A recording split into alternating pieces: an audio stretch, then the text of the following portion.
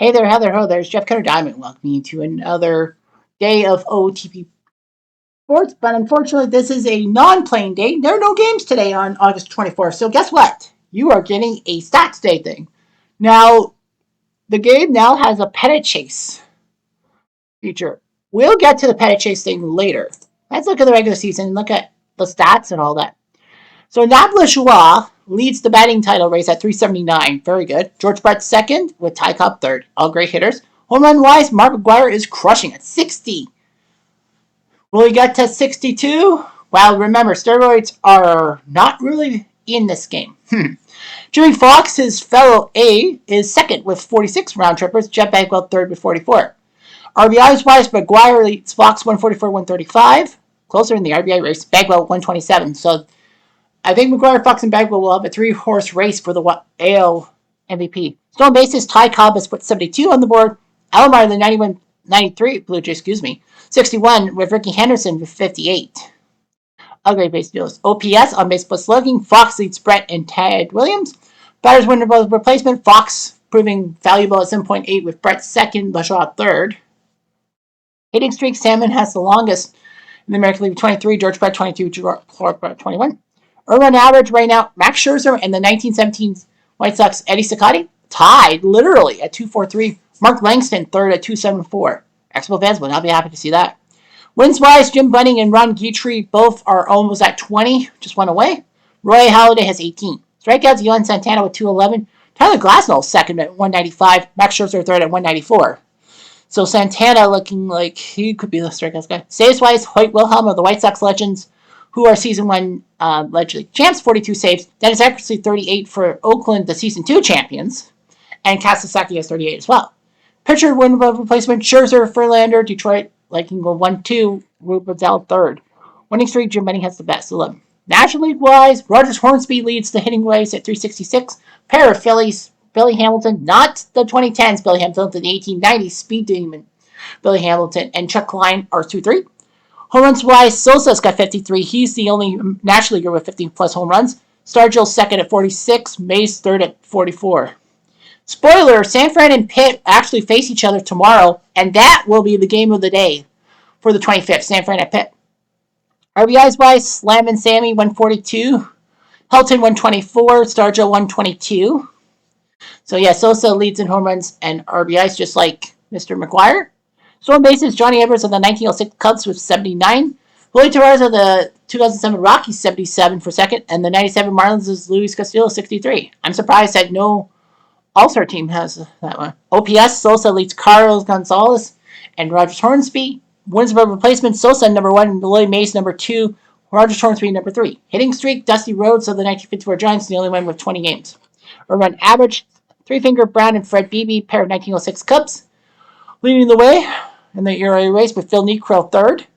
Wins, Niekro's got 22, 18 is second place. So Niekro leads not only the National League, but the major leagues. He's the only guy at 20 right now. Pedro Martinez of the Nats Legends, 213 for strikeouts. Randy Johnson of the 0-1 Diamondbacks is second. Kurt Schilling of the Arizona Legends is third with 196 saves. Mitch Williams, 39. Eric Gagne, 37. And Skip Lockwood, 37. That's a name you don't hear every day. Wins replacement by pitcher, Pedro number 1, Maddox number 2, Marshall number 3, and winning streak, Glavin's got a 12-game winning streak trying to do that. Now let's look at the expanded standings. In the AL East, the Yankees lead the Red Sox by 9 and the Orioles by 19. The 04 Red Sox, the 2020 Rays, and the 93 Blue Jays bring up the rear. By Pythagorean, nothing really major. The biggest difference is the 04 Red Sox. Pythagorean, they would have 52, but they have 55 wins. Now, 5-game losing streak by the 93 Blue Jays. Well, they're almost at 100 losses. The AL Central, the White Sox lead Cleveland by 8 and Kansas City by 16. Everyone else in the Central is eliminated. The 84 Tigers, the 1917 White Sox, and the 91 Twins are down at the bottom. I think the 84 Tigers just jumped to 4th place in real life, I think. Pythagorean actually has things different. They have the White Sox with 87 wins and Cleveland with 87. So, by Pythagorean thing, the White Sox should have fewer wins, and the Cleveland Indians should have more wins. Excuse me. And they would have the 91 Twins, Pythagorean in 4th, and the 84 Tigers down at the bottom. Saying that the 84 Tigers are lucky with a plus 11. because of how shitty they seem to be Pythagorean-wise. The bottom three teams have long losing streaks. The 1917 White Sox have lost 6 straight. The AL West, Oakland leads Seattle by 3 with the Angels 20 back. The 70 Orioles are a seasonal team, but they're still in a playoff hunt. Still. And they have the best Pythagorean, +3. 71 Pythagorean, but they have 74. No change. 70 Orioles, 2017 Nationals, and 2011 Rangers. The AL North, the Tigres lead Minnesota by 7 and Toronto by 14. The 01 Mariners, 20 Indians, and the 27 Yankees are in the bottom 3. By Pythagorean, the 27 Yankees should be 4th, and the 1920 Tribe should be last.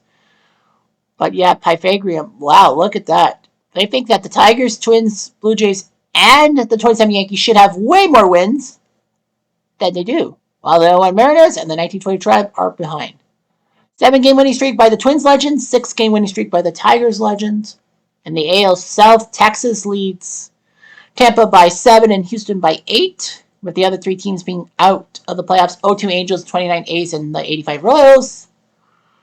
Pythagorean begs to differ. They have the 85 Royals 5th instead of 29 A's, and they actually have the Astros. Pythagorean should be number 1, Texas number 2, Tampa number 3. It's saying that Houston has lost 13 more than they should win, where the 2002 Angels have a +8, so they've won 8 more than they should.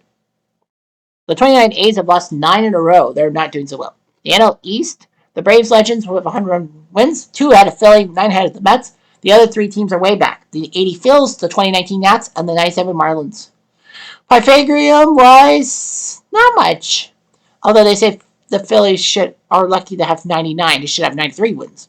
7-game losing streak for the 2019 Nats and 5-game losing streak for the 1980 Phillies. The Central, Pittsburgh leads the Cubs and the Reds by 2, so that's going to be a big 3-way horse race, I find. The 1960 Pirates, the 64 Cardinals, and the 82 Brewers are all near the bottom. And Pythagorean says the same order of operations. The West, San Fran leads the Dodgers by 4, the 1906 Cubs by 23. The 1906 Cubs are the only team, I guess, seasonal team to be in the top 3. The Diamondbacks are only 1 game above 500. The 2007 Rockies and then the 54 Giants bring up the rear in the division. And Pythagorean says that the Diamondbacks should have 80 wins instead of 71 for 3rd place in the division. 5 straight wins by the Dodgers legends. They're taking note of the Giants buckling it up. The NL North, Washington leads Milwaukee by 9, Colorado by 16. The 86 Mets are still kind of in the playoffs. They're 3 games above 500. The 55 Dodgers and the 75 Reds are all below. Pythagorean has the same order. The NL South, the Cardinals lead the Marlins and the Padres by 12, so it looks good for the Cardinals. 2001 Diamondbacks, 57 Braves, and 98 Padres are bringing up the rear.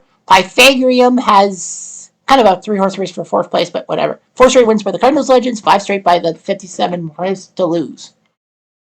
Okay, so let's take a look at the wild card chase before we get to the playoff picture. The Yankees legends are number 1 in the AL, Oakland number 2, Detroit number 3, Chicago number 4, Texas number 5. Those are the division leaders, mind you. So that means the Rangers and White Sox would meet in the first round because 4 versus 5, it's 8 teams. So the Mariners and the Red Sox have more wins than the Rangers do, and they're the division leaders. So the Mariners, Red Sox, and Twins are your 3 wildcard teams. So Seattle, if the season ended today, would go to Detroit. Boston would go to Oakland. Boston has had 2 back-to-back heartbreak final weeks. They missed the wildcard. And Minnesota would face the Yankees. Cleveland 6 back, Tampa 7 back, Toronto 7 back. The 70 Orioles are the only seasonal team left in the AL to have a playoff chance, but they're 15 back. But they're above 500, like fuck. The low end of the totem pole, the 93 Blue Jays, to my chagrin, are the worst. The 85 Rose 2nd, and then 29 A's 3rd. Of course, you know why chagrin with the 93 Blue Jays, because that's my hometown team. Sorry. Anyway, the NL. The Braves have 101 wins for 1st, San Fran 2nd, St. Louis 3rd, Washington 4th, and Pittsburgh 5th. Pittsburgh, who went to the championship in year 1, lost to the White Sox in 6, they would go to Washington. Here's the thing. Philly, LA, and the Mets, all the teams in the wild card, they're above Pittsburgh in wins and all that. There are no ties, by the way. Philly would go face St. Louis, who were the Season 2 NL champions, but lost in that Game 7 in Oakland. LA would go to San Francisco, big boy, and the Mets would face the Braves. With the Reds, Cubs, Brewers, Marlins, and Padres legends all 9 back, the 1906 Cubs and the 1986 Mets are still above it. Are still above 500 and still in a playoff hunt, technically.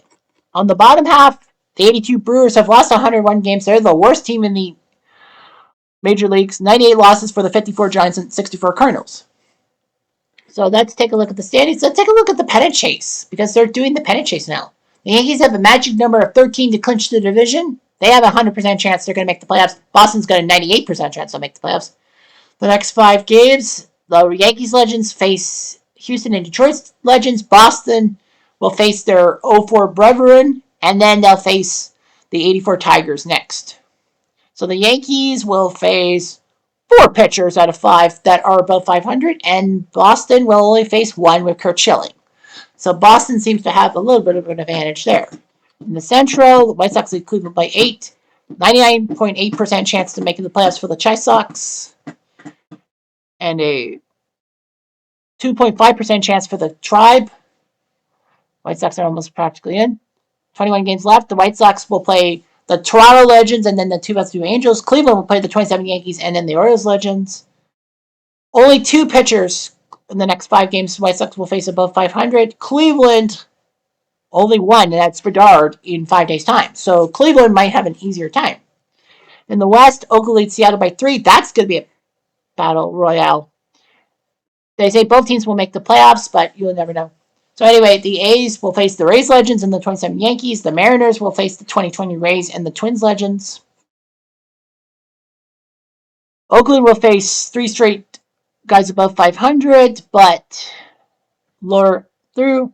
And the Mariners will face the 2020 Rays. All 3 of those pitchers are projected to, are below 500. So Seattle might have an easier time. The AL North, Detroit leads by 7 over the Twins. They have 100% playoff eligibility. Twins 94.7. The Tigers will face the 85 Rose and the Yankees Legends. The Twins will face the Angels Legends and the Mariners Legends. The Tigers Legends.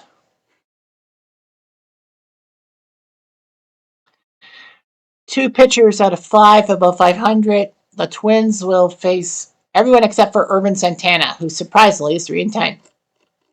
The AL South has a 3-horse race in a sense.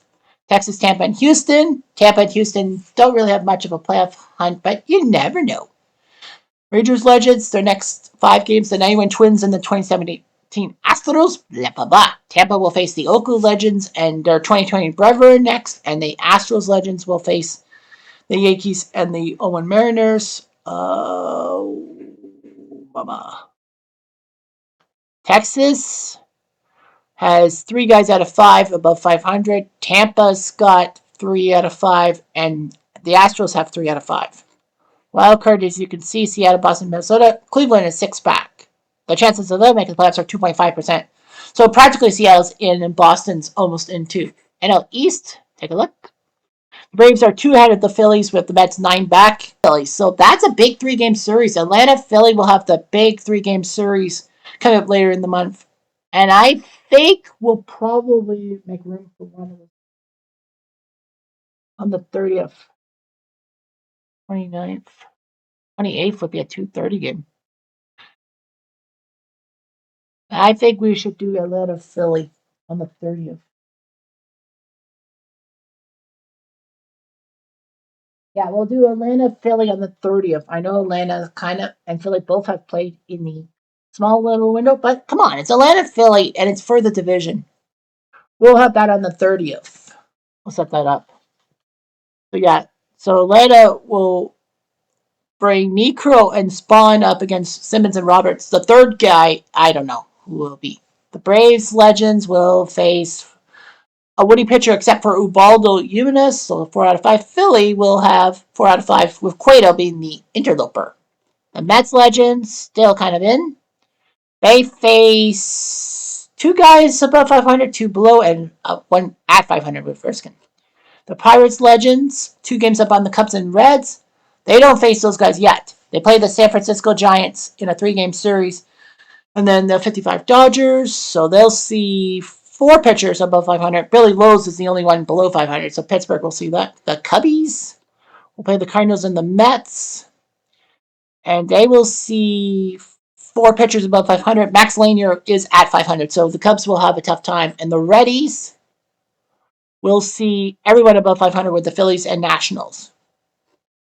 In the West, the Giants lead the Dodgers by 4. They play the Pirates and the 54 Giants, so they face their 54 brethren soon.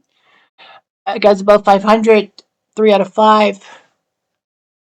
The Dodgers get nobody above 500. They get it. They get a good schedule. They get the 1980 Phillies and the 1988 Padres. The Washington Legends, 9 above, 99.9% chance of making the playoffs. San Fran and LA look like they're going to make the playoffs. The Pirates, 59% to make the playoffs. Cubs and Reds. So, yeah. So that's like almost unbelievable. You're unbelievable. The Nationals face their 2019 Brethren. And then the Reds Legends, the Brewers Legends face their 82 Brethren and the 60 Pirates. So, man, a lot of Brethren matchups, if you will. 2 out of 5 above 500 for Washington, and 9 out of 5 for the Milwaukee Legends. So Milwaukee might have an advantage, but they're 9 back. South, the Cardinals looking good. 12 games above the Marlins. Marlins, I doubt will make the playoffs. The Cardinals look like they're going to win the NL South. They face the Cubs Legends and the Diamondbacks Legends. Cubs and Cardinals always a tough matchup. And they get 4 out of 5. Heron is the only pitcher below 500. The Marlins Legends will face the 75 Reds, and the Padres Legends, they get no pitchers above 500. Get one at 500. And in the NL wild card, it looks like it's the Phillies, Dodgers, and Mets that practically have the wild card sewn up. All right, so that's that. So we're going to take a look at the edit week schedule set today. Go to today, no games. So we have to make sure that Tampa, Kansas City, Colorado, and Arizona don't have, well, if they have both their seasonal and all-time teams playing at home, that they'll be different times. Tampa will have 1 out of 2, so no big deal. Kansas City has both 7:05 and 7:05.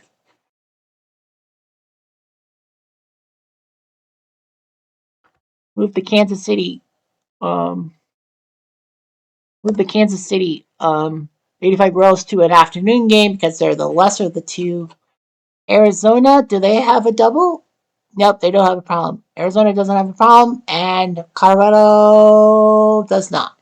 All right, so Kansas City, we have to keep our eyes on 135 and 7:05. Good. And 135, 7:35. All right, great.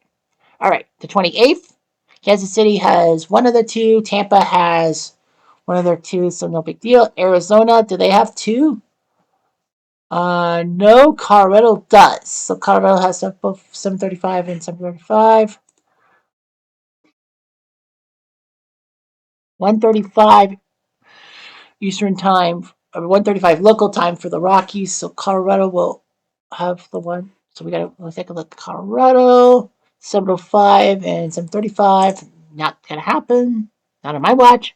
That's a 1:35 start time for those guys. And on Saturday, Colorado will be at home at 3:35. 2007 Rockies at 1:35. They're going to move the game to 7:30 Mountain Time for the 07 Rockies against the Oakland Diamondbacks. 31st, Kansas City has just 1. Tampa has 1, so no problem there. The Diamondbacks don't have both, and Colorado doesn't have both, so no big deal. Okay, September 3rd, Kansas City and the 85 team doesn't play each other. Tampa Bay and the 2020 team doesn't play both at home. Colorado, both Rockies teams 7:05 and 7:05. The 2007 team usually gets the short end of the stick. They'll play at 1:05, 7:05, 7:35. So that'll be a 1:05 local time start as well. The Brewers Legends. And the Friday game, 7:35, 1:35. Okay, so Colorado will play at home. Okay. And the 6th is, 6th is the next day that there will be no games. Okay, so we fixed that up, like the timing, the times and all that. Like they can't be concurrent because they're sharing the same ballpark. So anyway, that's all I've got for today. Anyway, I've jumped. I'm going to do